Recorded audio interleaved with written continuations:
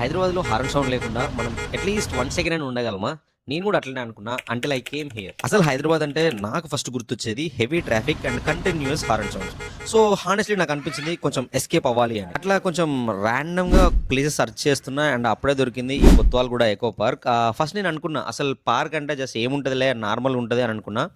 But ఇక్కడికి వచ్చాక అర్థమైంది లిటరల్లీ ఒక్కసారి సైలెంట్ అయ్యా. No traffic sounds, no horns, just wind sounds and bird sounds and this is pure calmness. సిటీలో ఉన్న ఫీలింగ్ కూడా అస్సలు రాదు. లైక్ హైదరాబాద్ నుంచి ఒక 100 కిలోమీటర్స్ దూరం వచ్చామా అని ఫీల్ అవుతాం. అండ్ బెస్ట్ పార్ట్ ఏంటంటే బడ్జెట్ ఫ్రెండ్లీ బాస్.